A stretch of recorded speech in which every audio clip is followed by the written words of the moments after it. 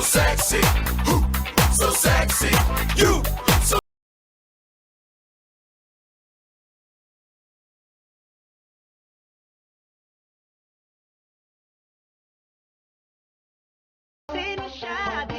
Walang iba. Ang pinakamaganda. Nakapagpahinga. Ikaw ba? Good morning!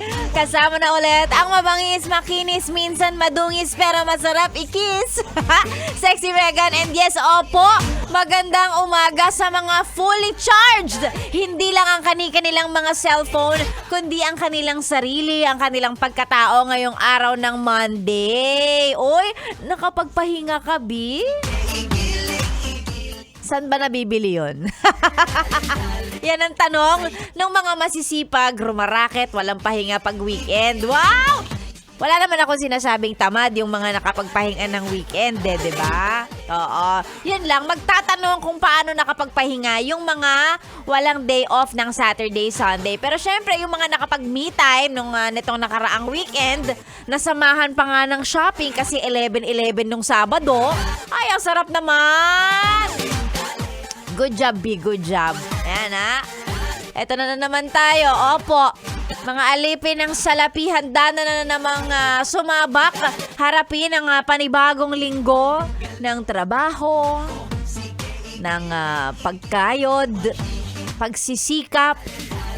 Pati na rin yung syempre, andyan na yung konsumisyon. Inis sa trabaho. Ayan.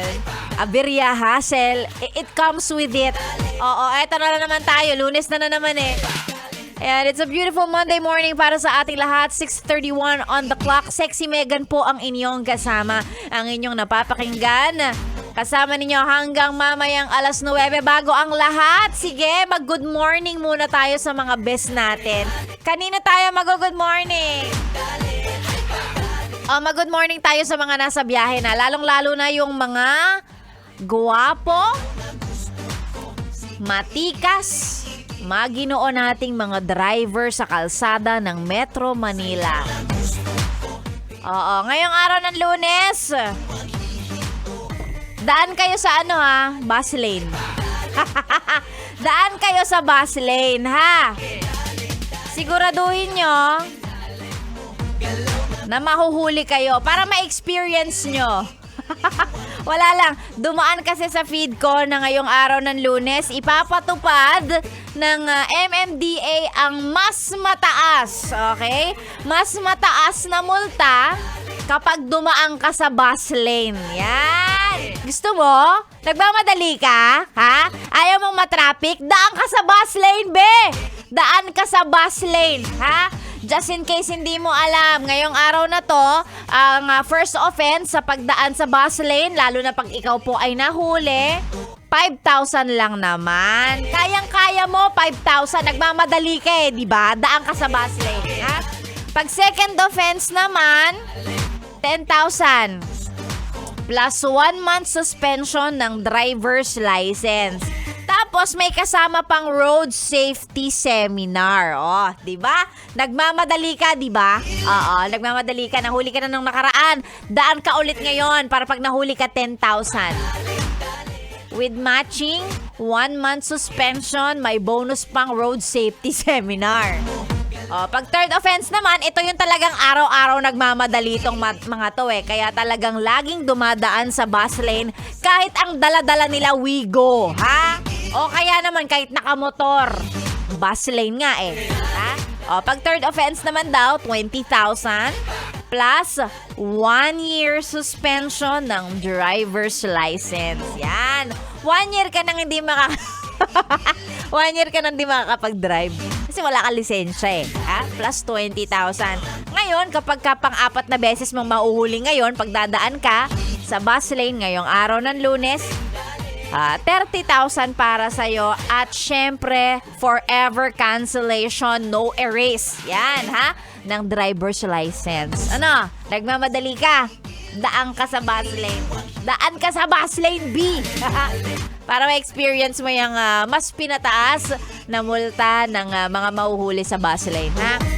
Kulit nyo eh. Over over the past few days, ang daming ganyang dumadaan sa feed ni Sexy Megan, yung mga nahuhuli. Yung iba, malakas ang loob, tatakbuhan pa yung mga nanguhuli sa kanila. Ang gagaling nyo talaga, ha? Di ko alam kung saan kayo nakakakuha ng lisensya nyo. Hindi ko talaga alam, ha? Pero ang gagaling nyo. So, ngayong araw na to, daan kayo sa bus lane. Tingnan natin kung magkano imumulta ninyo. Depende kung nakailang offense na. Ay nako, sa mga nasa biyahe po, ingat po tayo. And of course, let this news be a reminder na bukod sa nag-iingat, dapat po sumusunod sa, alam niyo na, mga road safety rules and kung ano-ano mga regulations na merong nakikita ninyo kapag kayo ay nasa daan. Hindi naman yan para lang sa inyo, kundi para din sa kapwa ninyo motorista. Para sa ating lahat naman yan, ha? Oo, wag nang pasaway kasi, ha? Magbago na kayo. Kulit nyo eh. Ayan. Aga-aga may pa-news na ganon. Wala lang. Baka lang kasi baka helpful sa'yo. Lalong-lalo na kung nawiwili kang dumaan sa bus lane, ha? At hindi ka pa natsetsempohan, walang nanguhuli. Yan, ha? Kulit mo eh. Ay nako, Sexy Mega po ang inyong kasama and yes, welcome po sa radio show ninyong walang title. Kung ano ang topic natin ngayong umaga, mamaya ko na ibibigay. Stay put ka lang muna dyan, ha?